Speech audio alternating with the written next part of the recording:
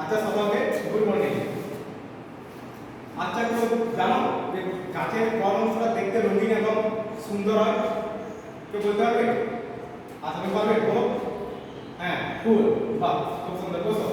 আচ্ছা কথা কি বলো তো, গাছের কোন অঙ্গের কি পতঙ্গ এসে বসে? হ্যাঁ বলো। আচ্ছা ফুল। বাহ ঠিক আছে বসো। তাহলে আজকে আমরা কি নিয়ে পড়বো? না আজকে আমরা ফুল সম্পর্কে জানবো। তাহলে আজকে আমাদের জানার বিষয় কি? ফুল, তাই তো? আচ্ছা ফুল কাকে বলে কেউ বলতে পারবে? পারবে না? ঠিক আমি বলছি, ফুল হচ্ছে একটা অঙ্গ গাছের যে জনন ও বংশ বিস্তারে সাহায্য করে। জনন ও বংশ বিস্তারে সাহায্য করে এবং কি করে সাহায্য করে এবং এটি হচ্ছে সীমিত বৃদ্ধি সম্পন্ন। ফুল সীমিত বৃদ্ধি সম্পন্ন একটা পরিবর্তিত বিটল, তাই তো?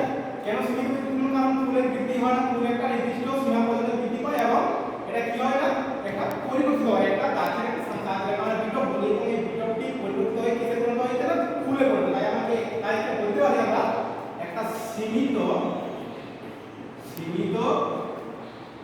বৃদ্ধি সম্পূর্ণ কি পরিবর্তিত বিটল বা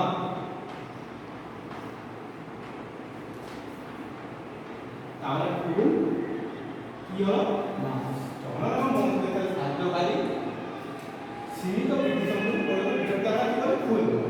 আচ্ছা ফুল সবাই দেখেছো? আচ্ছা ফুলের কোটি অংশ তো বলতে হবে। আমরা ফুলের ছবি আঁকতে সবাই বলবে কোন কি নাম, ঠিক আছে? তো একটা ফুল দেখতে কিরকম হয় জবাব করে আমি আঁকছি। তো ফুলের মতন না হলেও কিছু করার নেই। তো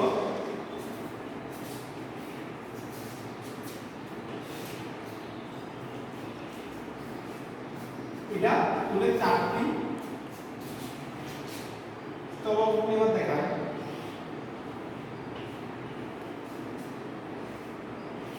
তো এটা হচ্ছে কি ফুল। ফুলের এই অংশটা কি বলে তো বলতে হবে? ফুলের এই অংশটা কি বলে বলো? বৃদ্ধি। বাহ তাহলে এটাকে বলা হয় কি না বৃদ্ধি। আচ্ছা ফুলের এই অংশটা যেটা রঙিন থাকে যেটা আমরা কি বলি, এক কথায় পাপড়ি বলি, তাহলে পাপড়িগুলো কি বলা হয়? হ্যাঁ দলমণ্ডল। আচ্ছা এই রঙিন যে স্তবকগুলো এটাকে বলা হয় কি দলমণ্ডল। এবং এই ভিতরে যেগুলো থাকে এই যে চারটে আছে এই চারটে আমরা কি বলবো? তাহলে এটাকে আমরা বলতে পারি কি পুংস্তবক। আর মাঝের এই লম্বা যে দণ্ডের মতো আঁকা আকৃতির যে অংশটা সেটাকে আমরা কি বলবো? হ্যাঁ গর্ভ। বাহ খুব ভালো। তাহলে এটা হচ্ছে গর্ভ কেশর বা স্ত্রী স্তবক, ঠিক আছে? তাহলে এই চারটি অংশ যদি আমরা সেটাকে একটা ছোটের সাথে করি না ফুলের চারটি অংশ কি একটা দলমণ্ডল, আরেকটা কি পুংকেশর, আরেকটা স্ত্রীস্তবক। বাহ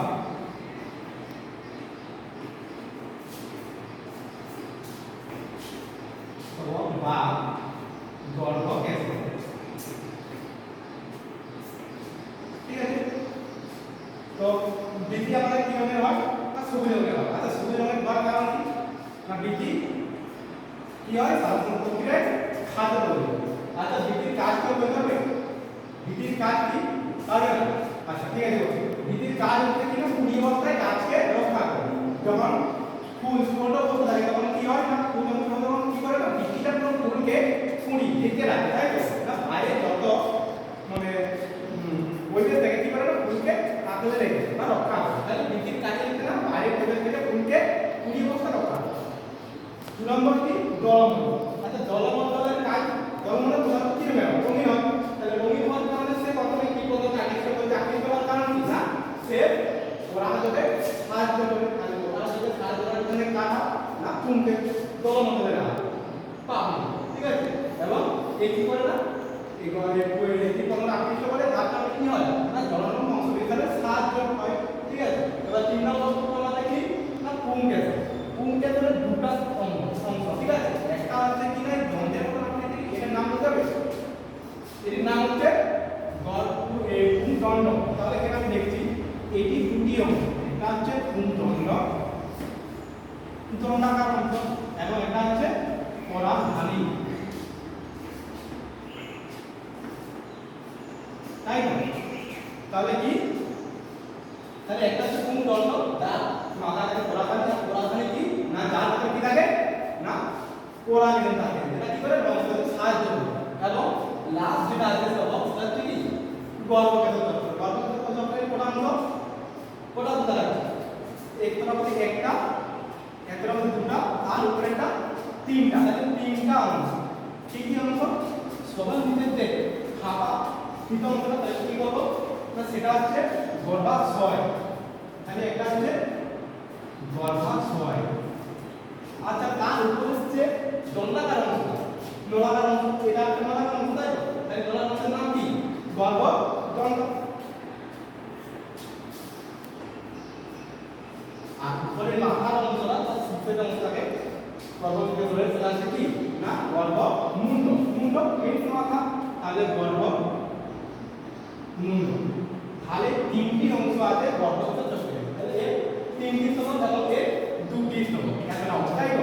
তাহলে একটা ফুল তার চারটি অংশ কি দুটি জলমণ্ডল, পুংকেন্দ্র চক্র এবং গর্ভকেন্দ্র, এবং তার গর্ভমুণ্ড তার দুই ভাগ, একটা হচ্ছে কি পুংদণ্ড পরাগধানী, আর এর তিনটি ভাগ গর্ভাশয়, গর্ভদণ্ড, গর্ভমুণ্ড। এবং এদের কাজ কি না পৃথিবীর কাজ হচ্ছে কি না পুরুষকে রক্ষা করা, জলমণ্ডল এই পর্যন্ত আকৃষ্ট করা এবং এই করে কাজ জলমণ্ডল অংশকে সাহায্য করে। তাহলে আজকে আমরা ফুলের বিভিন্ন অংশ জানলাম এবং পরের দিন এদের কাজ এবং কিভাবে অংশ সাহায্য করে আমরা সেগুলো জানবো। Thank you.